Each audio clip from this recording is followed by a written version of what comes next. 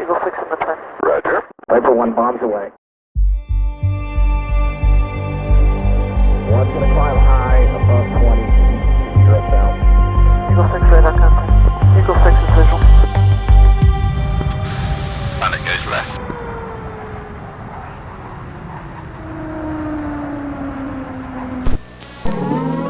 Hello and welcome back to the DCS SITREP, the in-depth news show where we discuss all things DCS World, which is the world's premier combat flight simulator for the home PC. It's made by Eagle Dynamics and I'm your host Prickly Hedgehog.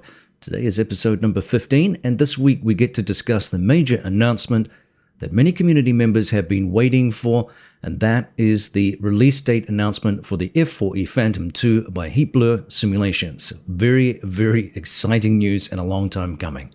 We've also got news this week on the Apache, the Tornado, the Kiowa, as well as a giveaway. But let's begin with this week's newsletter from ED, which featured information about some new pilot bodies. Tiger 3-1, Charles copies. Contact.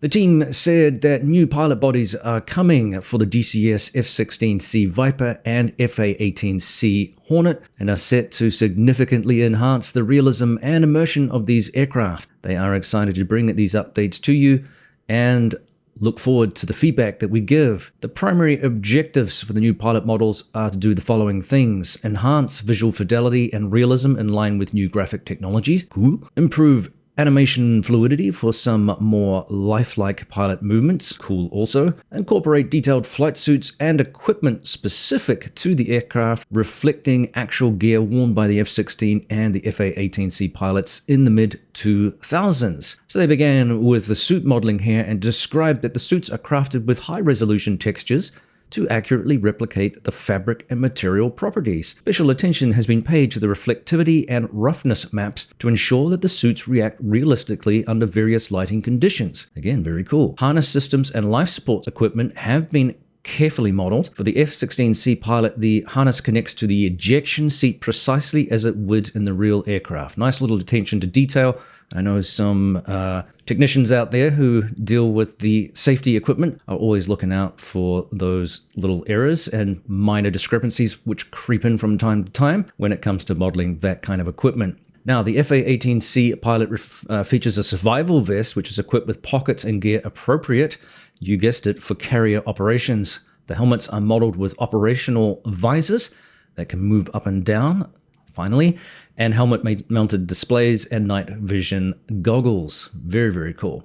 Now, the animations, they say, will feature subtle in-cockpit movements such as head turning to check instruments, hand movements for throttle and stick operation, torso movements, and even eye movements are being refined to mimic real life. Now, this is something that we saw a little bit being showcased by the Phantom from Heatblur as well, which I think, well, obviously is percolated across, if you like, to the ED team or vice versa, but either way, it's a cool little thing. So they're continuing to work on making the pilot body respond to G-forces more realistically, and we saw this with Razbam and the F-15E when that was released.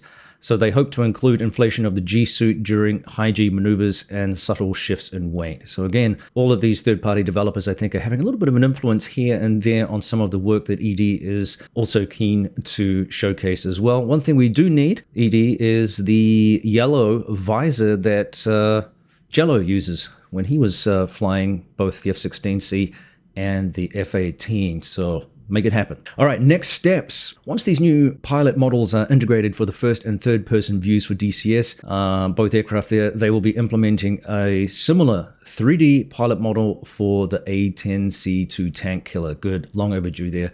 Really exciting. So that was the major news from the team. So lastly here, the team plugged a brand new campaign by Badger 633. It's called Operation Greenline.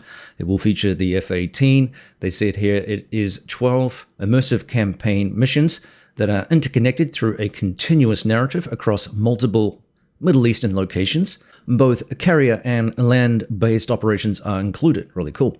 Developed with virtual reality in mind, which I now appreciate a lot more. The campaign eliminates the need for jotting down transient coordinates, thereby maintaining immersion. Optional tanker refueling is available. Why would you do that? Come on, suck it up. Learn to refuel in the Hornet. It's not that bad. But careful fuel management can negate it if necessity insists or you're unable to refuel.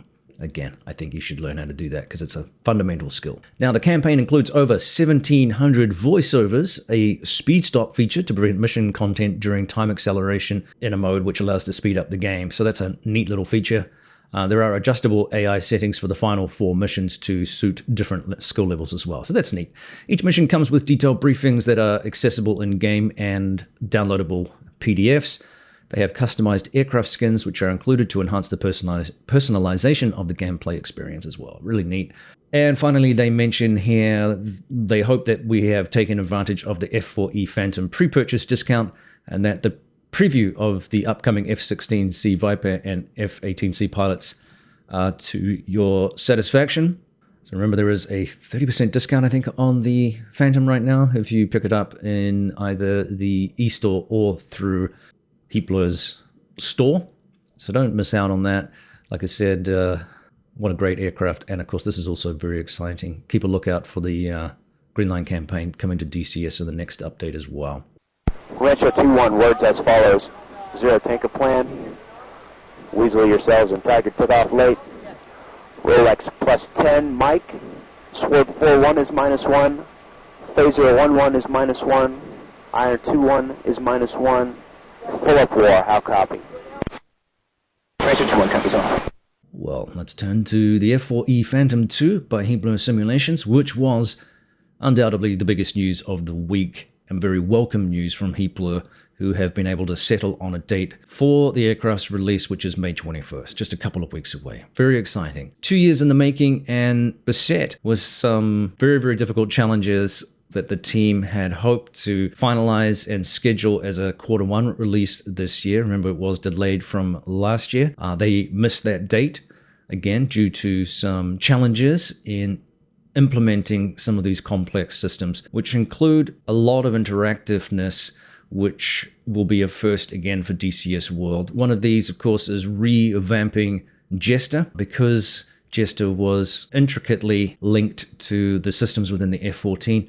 They basically had to recode and update the entire Jester system. So it's Jester 2 AI now. As I said, it will improve on the existing system developed for the Tomcat and will also be partially tunable, I believe, by the fan base too. So you will be able to get in there to the code and make some adjustments, if you like, to the way he responds to certain things. So this is a very interesting concept and a brave one by Heatblur to allow us a little bit more control over the way Jester operates within the game. Most of us won't need to do that, but I'm sure that there are people out there that are looking for a little bit more. One of the new interactive systems too that is, again, going to be a first for DCS World, and that is the interactive manual, and this will allow you to have information at your fingertips. You'll be able to scroll over a particular system or a button or a switch of some kind, and then be able to go into the manual and look at what that does, how that operates, and what that means to you. So it will shortcut, I guess, a lot of the fluffing around that you have to do with aircraft like this, which are going to be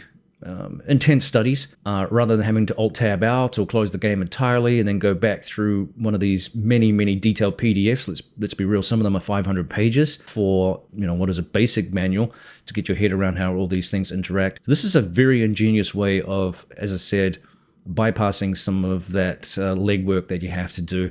It'll allow you to get straight into a particular system without all of that extra fluff that normally comes with trying to learn a brand new aircraft like this. So again, a round of applause for Heatblur. I love the way that this team thinks. They are very innovative. They bring in concepts and ideas from other franchises, other games that are not even within the genre here, and bring some of these ideas and genius, if you like, to DCS World. That raises the bar, and as we saw with some of the things that ED is also updating, these third-party developers, I love the creativity. I love the way that they are thinking outside of the box and challenging, I guess, the game engine to some degree or another to bring these things to pass in the game, which, as I said before, has provided them with some challenges, and I think in part has caused some of the delays that we have, but it's been worth the wait. So we'll see. Well, I think it will be worth the wait. I'm hoping it's going to be worth the wait. Let me rephrase that. But we'll see.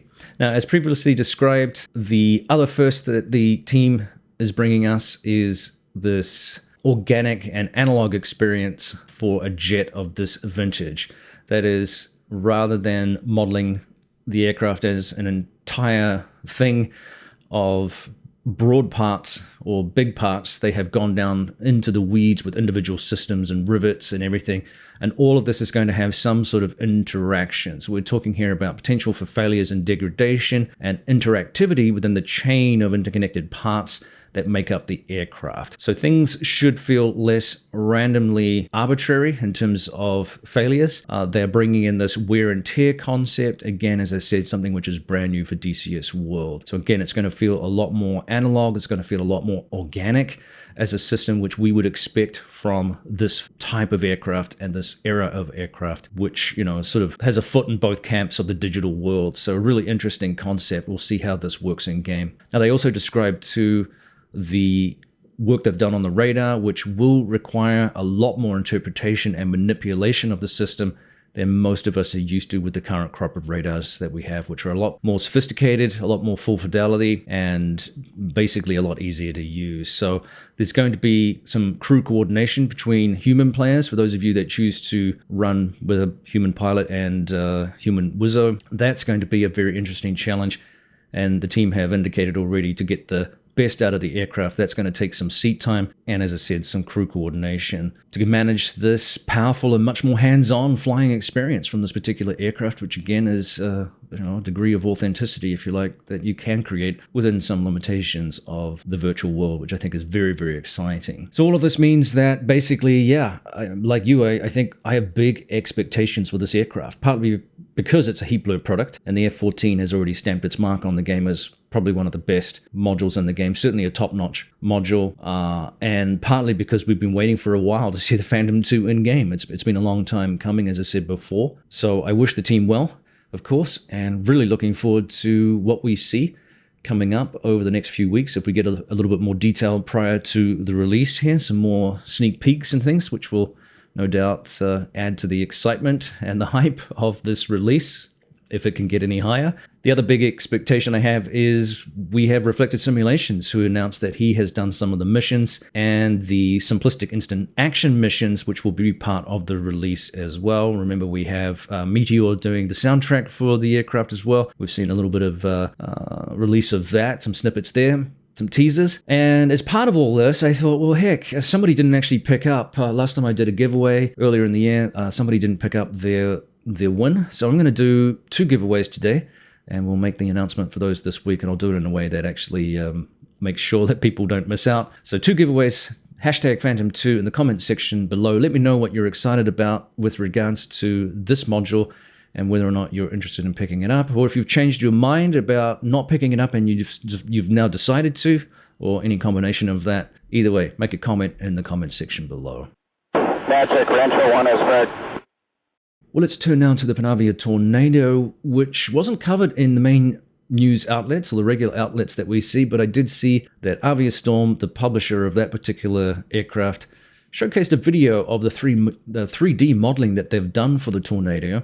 So remember, this is a work in progress, but it is a step up from other releases I've seen from the team, who've only showcased individual components in the 3D environment. So it was nice to see them assemble these various components and see them slotted into the rendered fuselage and also into that cockpit area. As most of you guessed, of course, or observed, there's still a lot of work to do before we see this as a flyable module in game. No surprise there. And that's okay. They're a smaller team, and things like this signal, I guess, a degree of progress, but also indicate that they're very happy with what they've achieved thus far and want to maintain some feedback and dialogue and a relationship with the community about what they're doing. So yeah, don't knock the product until we've seen the final product. There's work to do. Yeah, no kidding. All right. But I like the fact that they're willing to share some of the work that they've done on it. I'll keep my eyes peeled for more updates as this module progresses, which, like the Phantom, is going to have huge appeal for a large audience, especially the Brits. It's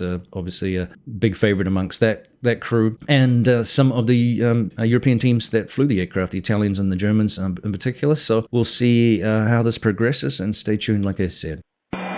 Magic, Baker 64, you're loud and clear. Baker 64 is climbing to 20,000 for Crate 47 to join at 19,000. We are climbing to Angels 20 and Crate 47 to climb to 19er. Crate 47 copies, we'll go. Now, one aircraft I want to talk to you more in depth about in a separate video is the Kiowa Warrior, which is also set for release very soon as well on the heels of the Phantom 2. There were some questions about whether or not that was practical, but it's two different teams. A lot of people have already, or at least let me rephrase that. It's two different aircraft. A lot of people have already spent their money on the Phantom already, and a lot of people are very, very excited about this aircraft. So the team had a fairly lengthy Q&A recently, which I listened to a few weeks ago, and I will bring you a synopsis of that video, which I think is worth going through. It was a very interesting video. I felt it was going to be too much detail to tack onto this week's SITREP just for brevity. I don't want to make this video too much longer than what it needs to, otherwise interest kind of dies off. So stay tuned. That'll be a separate video of a breakdown of that particular hour-and-a-half video, almost 2 hours I think it was. There's a lot of detail in there, and I'm sure a lot of people don't have the time to go through that. So I'll do that for you and just pluck out some of the highlights that I was very interested about in terms of the development of that particular aircraft, which many of you have said is vaporware, but I think it's here after all of that. So stay tuned for that. We'll discuss that in a separate video. Now, I didn't bring you a SITREP last week, in part because I did an early look at the Kola Peninsula map, which took up some of my time.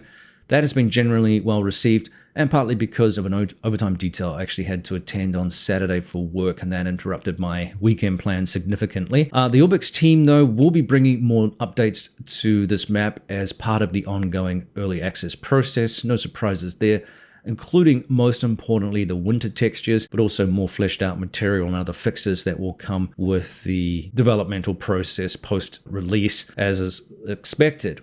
It's a fun map, and many of you expressed delight in seeing a non-desert map in game finally. Yeah, we still have the South Atlantic, which, you know, not everyone likes. I think that's a great map, and I know that the team who are working on that showcased some stuff that they're actually doing in terms of improvements there, and I got to see some of that recently, so stay tuned for that in the near future too. Let me know though what you think of the new Kola map and the experiences that you've had with it. That feedback is important for the developers, Orbix, who are, as I said, going to continue to work on this, and we will expect to see some updates here fairly soon. Lastly, not covered again in the main news, were some pretty interesting images and information from WAGS on the Apache's FCR, zoom function, and C-scope system showcased yesterday by him. Now, aside from the usefulness of this system primarily being able to zoom in on clustered or densely packed or cluttered targets, he also illustrated the new functional maintenance panels on the aircraft as well. So similar to the Black Shark 3 about a year ago or so, we now get to see high detailed modeling of engine parts and circuitry systems under the skin of the aircraft. Now, some people complain this level of detail isn't really necessary in the game, and they worried about slowdowns. Now, I remember Metal to Mesh did a similar thing for the F-15E prior to its release, and a lot of people said the same things. He explained that this doesn't actually have a performance impact, especially when the panels are closed, concealing that detail underneath. I personally love it, as I think it encapsulates the detailed modeling and appreciation for a complete model from the developers and the art teams and things that are working on these, just as you get with some of those really, I guess, fancy 3D model kits that you can buy, and you can sometimes leave those panels open if that's the thing you want to do. It's just one of those attention to detail things that I really appreciate. It's purely aesthetic, I think, for the most part, but I appreciate the detail behind that, and we are seeing, as we saw with the Phantom, more detail in terms of damage to individual components. So I think this is an indication of some areas that the game is kind of generally thrusting towards in terms of the sophistication of the modeling of these aircraft. So we'll see how this develops as a thing, but right now it is, like I said, more of an aesthetic thing, but I think it's a cool one, and I'm happy to see it in the game. Let me know if you disagree. Cool update there on the Apache 2. We haven't seen anything more on the Chinook yet, so I would expect perhaps some videos from WAGS here soon. We'll see what happens with that. So, yeah, thank you so much. That's it for this week's SITREP. Thanks so much for all the support recently in terms of subscriptions. It does help the channel chug along. Additionally, don't forget to like, comment, and share. And if you feel inclined, You may use the super thanks button if you really like today's SITREP and the news show. I do my best to bring you as much as I can every week. So that also is a small way and a small token of support for the channel, because I'm an individual guy just doing this in his spare time right now, and I really appreciate all of that support. So we'll see you next time on the DCS SITREP. This is Prickly Hedgehog out. Take care, everybody. Cheers. 854 showtime, copy 1878. That's what we show. Recycle pod, please. Showtime 854, welcome. Pablo 61. Pablo 61 at 21,000, tally with the northern cap. Pablo 61. Choco 71. Choco, full up wall 29069. Request to climb to altitude 32,000.